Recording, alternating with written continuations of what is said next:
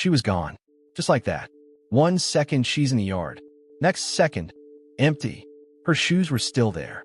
Her toys still warm from her hands. But Myra? Myra was gone. You're watching an unbelievable true story, where we only tell real stories. Not to scare you, but to prepare you. It happened in Mississippi. 2014. A Saturday afternoon. Myra Rena Lewis was only 2 years old. Her mom stepped inside for a moment. When she came back out, the yard was quiet. Too quiet. No screams. No car sounds. No sign of a stranger. She just vanished. Every 40 seconds, a child is abducted in the U.S.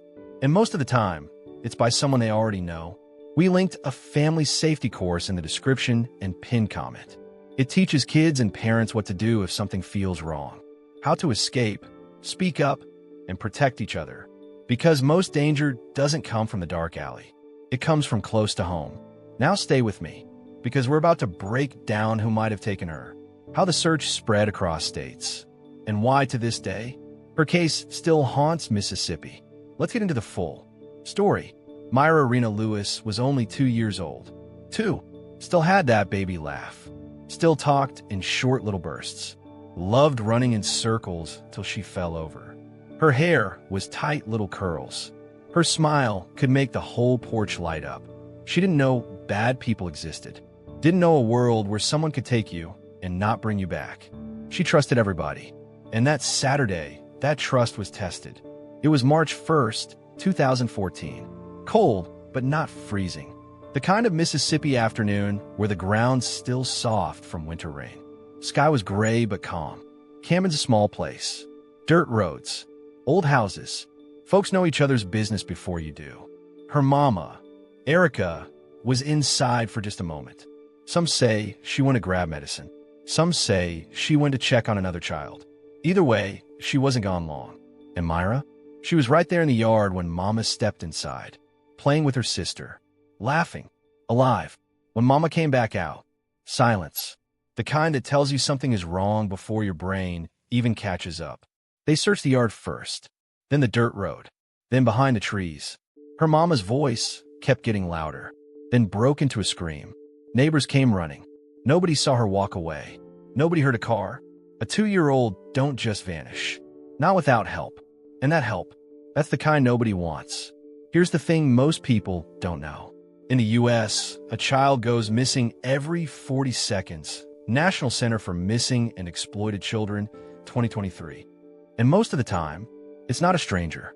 It's someone close. Someone who smiles at you. Someone you shared food with. By the time police arrived, the whole place was a search zone. They had K9 dogs. They had ATVs. They even had helicopters flying overhead. They searched ditches, barns, old cars, and people's yards. Every step felt heavier, because when it comes to little kids, every hour that passes makes hope smaller. You gotta understand, Camden ain't New York. It's farmland, woods, and church bells. There's no big city noise to cover up trouble. If a car had peeled out, folks would have heard it. If a baby had cried, somebody would have turned their head. But nobody did. The sheriff's office called in the FBI. That's when everybody knew this wasn't just a lost child case. Something had happened. Something bigger than anybody wanted to say out loud. The FBI brought infrared cameras, searched the woods for heat signals, checked every pond and well, knocked on doors up and down the county. Nothing. And then the talk started. You know the kind. Whispers in the grocery store. Side-eye at the gas station. Everybody wondering if it was someone local. Because how else does a 2-year-old disappear without a trace? Her mama stood in the yard that night. Lights from police trucks flashing blue and red against her face. She kept saying, "My baby's coming home." Like if she said it enough, it would be true. But night fell, and Myra didn't come home. I think about that a lot. How quick a normal day can turn into your worst nightmare. You make a sandwich, you check the mail, and then your life splits into before and after. That's why we added a family safety course in the description and pin comment. It teaches kids and parents what to do if something feels wrong, how to escape, speak up, and protect each other. Because most danger doesn't come from the dark alley. It comes from close to home. By Sunday, over 250 volunteers were out there looking. People from 3 counties.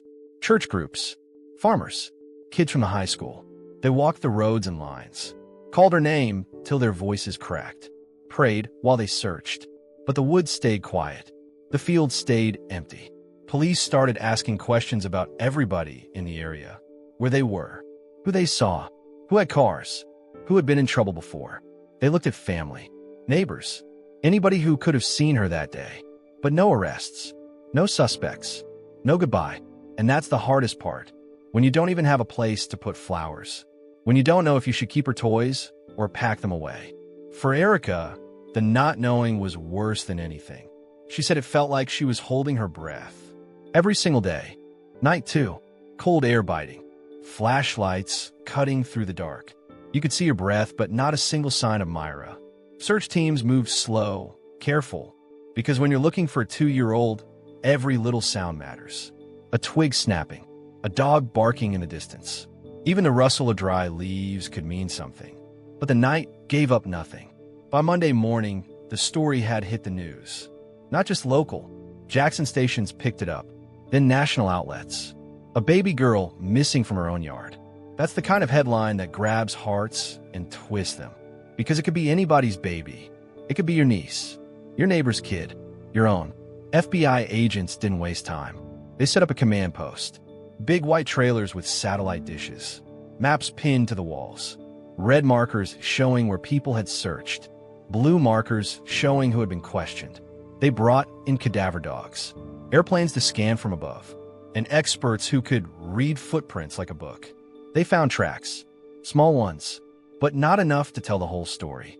Here's the strange part. No sign of struggle. No broken fence. No drops of blood. Just absence. Like she had stepped into thin air. One theory started going around. That maybe she wandered off, and someone found her, but didn't bring her back. Another theory? That she was taken on purpose. By someone who knew her. By someone who had been waiting. The FBI checked every registered sex offender in the county. Knocked on doors. Asked for alibis. Checked vehicles for any trace of her. But every single lead fizzled out. Meanwhile, the family was under a spotlight. Not because police had proof, but because in cases like this, investigators always start close. Statistically, most harm to children comes from people they already know. That's not me saying it. That's the data, and that makes things ugly fast. Neighbors whispered. Facebook lit up with rumors. Some said she'd been sold. Some said she'd been hidden away. But nobody had facts.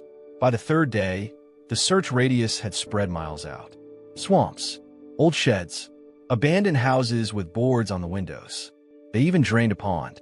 Cold water turning to mud under the pumps. Everybody held their breath.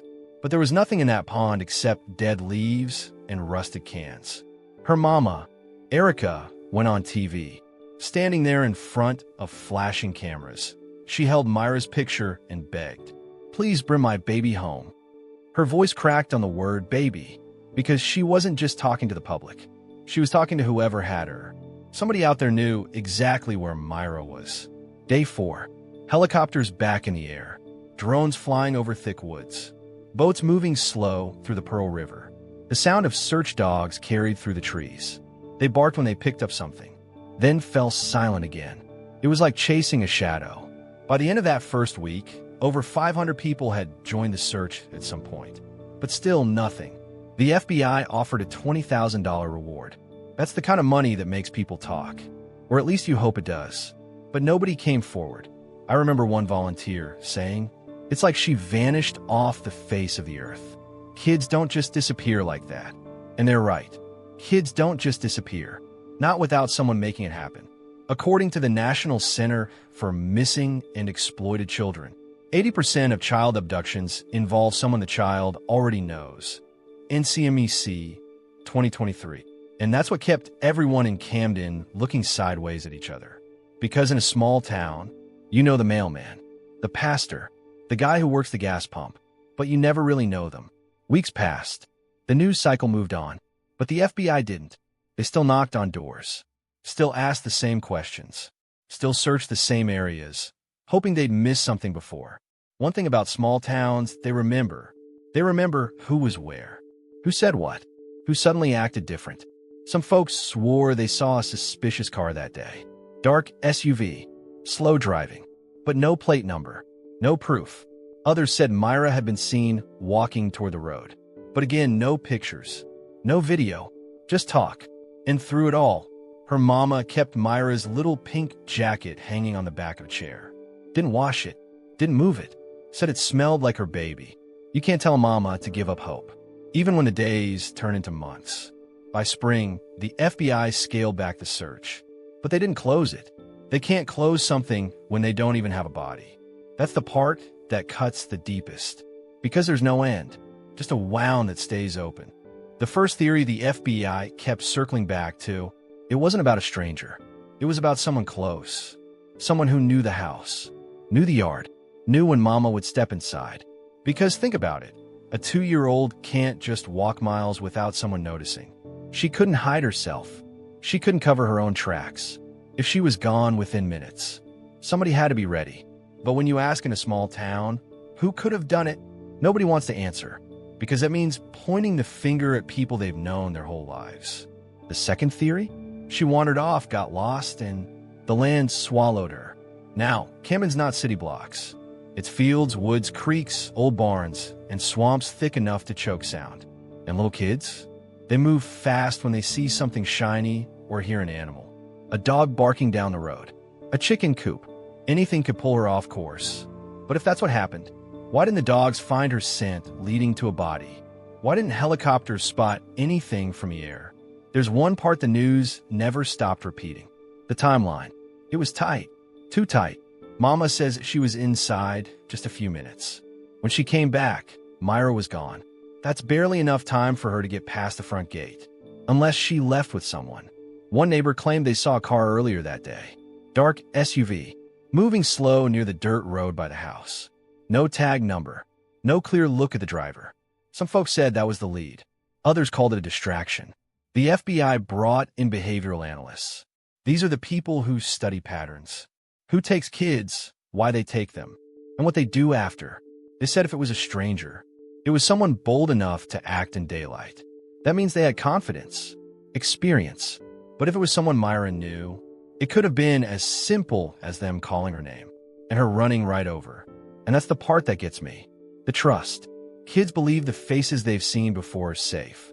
That's why 80% of child abductions involve someone familiar.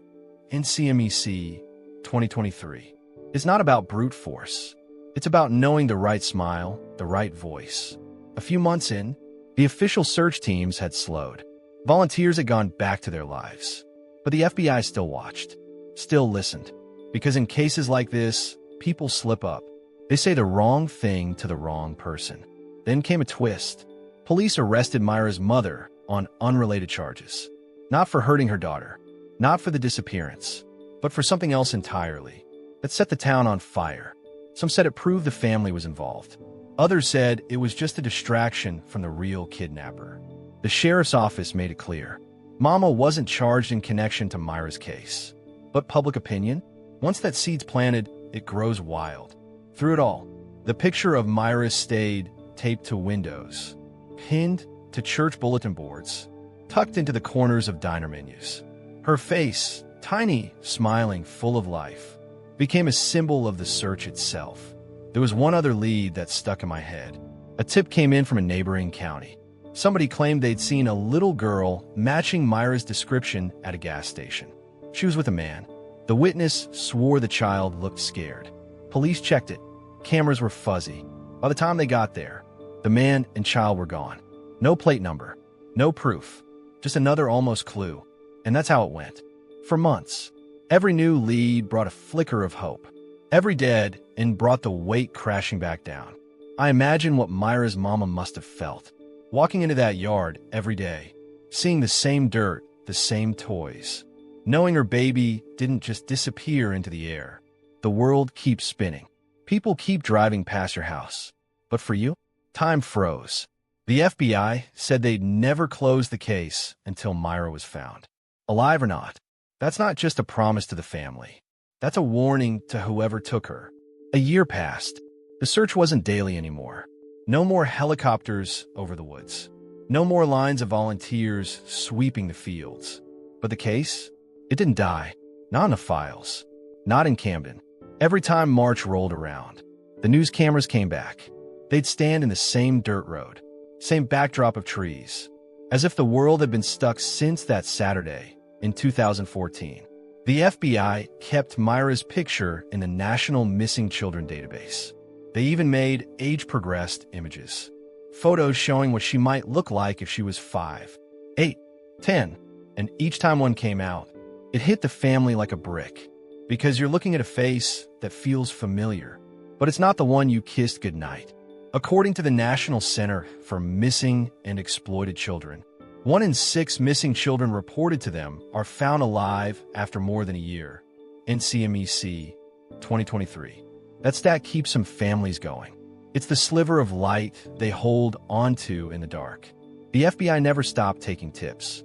They got calls from other states, other countries. People swore they'd seen her in stores, parks, rest stops. Every single time, agents chased it down. And every single time, it wasn't her. There's something cruel about false hope.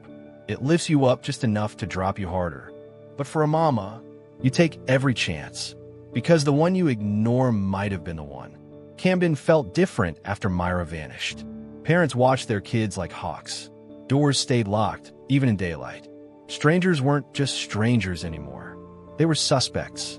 The church prayed every Sunday, not just for Myra's safe return, but for the truth to come out. Investigators say the hardest cases aren't the ones with violence. It's the ones with silence. No crime scene, no witnesses, no proof. And that's Myra's case. It's like she was erased. The FBI kept certain details private, stuff they never told the public. Not to be secretive, but because if they ever did find the person responsible, they need to separate real confessions from fake ones. That's the thing about high-profile cases. People confess to crimes they didn't commit. Sound crazy, right? But it happens all the time. Some want attention. Some want to throw the real suspect off. Meanwhile, Myra's family was split between grief and determination. Some days they spoke to reporters. Other days, they wouldn't open the door. And you can't blame them.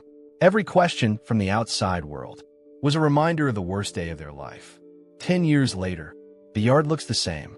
Different toys now. Different seasons.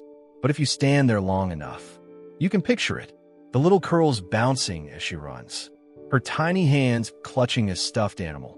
Her laugh cutting through the air. Then silence. What if she's still alive? That's the question that refuses to let go. If she was taken by someone she knew, is she being raised somewhere else? Does she think her mama forgot about her? Or does she remember that yard and know she's not home? Law enforcement says it's possible. There are cases, rare ones, where a child was found years later, living under a new name, not knowing who they really were. That's why the FBI keeps pushing her picture out there, because all it takes is one person recognizing her. And if she isn't alive, the family says they still need to know, because closure isn't about giving up. It's about being able to put flowers down and say goodbye. That's why we keep telling this story, because Myra's face needs to stay out there, because somewhere, in some photo album, in some memory, she's still a living girl. That's also why we added a family safety course in the description and pin comment. It teaches parents and kids how to spot danger, how to speak up, and how to protect each other. Because the truth is, most danger doesn't come from strangers in dark alleys. It comes from people you already know. 10 years is a long time. Kids grow, friends move, people age. But in Camden, when you say 2014, nobody thinks about football games or the weather. They think about the little girl in the pink jacket who never came home. Her mama, Erica, still lives with the weight. Some days, she talks about Myra in the present tense. She likes this. She would laugh at that. Other days, she goes quiet. Because the truth is, you can't carry a question that big every single moment. It'll crush you. The house looks different now. Fresh paint. New curtains. But the yard? The yard feels the same. That same patch of dirt. That same old tree. And for her mama, that's still the last place she saw her baby. Neighbors haven't forgotten either. Some of them still keep Myra's missing flyer tucked in their kitchen drawer. Not because they think they'll suddenly solve the case, but because they don't want her face to fade away. Every year in March, a small group gathers at the local church. They light candles. They say prayers. They tell the same story, not because they need to remember, but because they refuse to let the rest of the world forget. One man in town told a reporter, "In places like Camden, you don't expect evil to knock on your door in the middle of the day. But after Myra, we started locking the door even when we're home." And that's the part people outside don't get. It's not just one family that changes after something like this. It's the whole town. The way kids play, the way parents watch, the way strangers are treated. Police and the FBI still have her case open. They keep the file on a desk, not in a storage box. That means they still get tips, still check them, still hope one will lead to her. Agents say they've seen cases turn around after decades. One tip, one face match, one slip up by the person who took her. But that hope cuts both ways. Because as long as the case is open, there's still a part of you that wonders, will today be the day? Will the phone ring? Will they say, "We found her"? And when the call doesn't come, you're left with the same silence you've lived with for years. According to the National Center for Missing and Exploited Children, in the U.S., a child is reported missing every 40 seconds. NCMEC 2023. That's over 2,000 kids a day. And most of those cases aren't about strangers. They're about someone the child already knew. That's the truth parents don't want to hear, but it's the one they need to. That's why, for the last time, I'll remind you, we linked a real family safety course in the description and pin comment. It teaches parents and kids how to act if something feels wrong. No fear, just skills that could save a life. Because Myra's story isn't just about what happened that day in 2014. It's about what could happen anywhere, to anyone, if you believe it can't. Her mama still says the same thing to every reporter. "My baby's coming home." And maybe she's right, because hope is stubborn. Even when the years stack up, even when the nights get long, even when the rest of the world moves on. We tell these stories so names like Myra Rena Lewis don't get buried in old news articles. So that somebody, somewhere, might see her face and remember something. So that no one can say they didn't know. Because there's still someone out there who does know. And one day, they're going to have to face the truth.